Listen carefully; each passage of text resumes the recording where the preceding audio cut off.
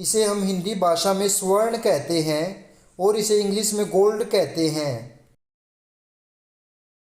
इसे हम हिंदी भाषा में चांदी कहते हैं और इसे इंग्लिश में सिल्वर कहते हैं। इसे हम हिंदी भाषा में जस्ता कहते हैं और इसे इंग्लिश में जिंक कहते हैं। इसे हम हिंदी भाषा में लोहा कहते हैं और इसे इंग्लिश में आयरन कहते हैं। इसे हम हिंदी भाषा में टाइटेनियम धातु कहते हैं और इसे इंग्लिश में भी टाइटेनियम ही कहते हैं। इसे हम हिंदी भाषा में धातु कहते हैं और इसे इंग्लिश में मेटल कहते हैं। इसे हम हिंदी भाषा में तांबा या ताम्र कहते हैं और इसे इंग्लिश में कॉपर कहते हैं।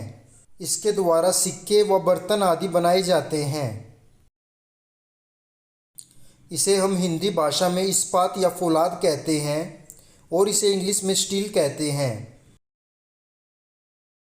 इसे हम हिंदी भाषा में रांगा कहते हैं और इसे हम इंग्लिश में टीन कहते हैं।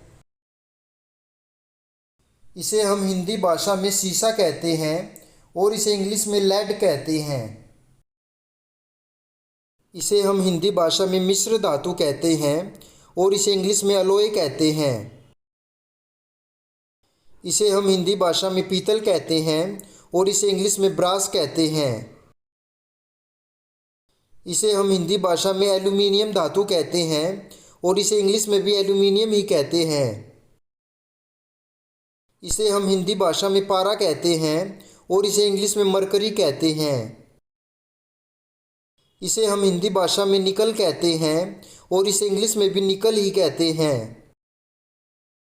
इसे हम हिंदी भाषा में यूरेनियम कहते हैं और इसे इंग्लिश में भी यूरेनियम ही कहते हैं।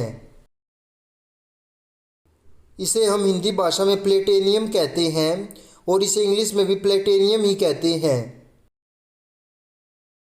इसे हम हिंदी भाषा में कांसा कहते हैं और इसे इंग्लिश में ब्रोंज कहते हैं।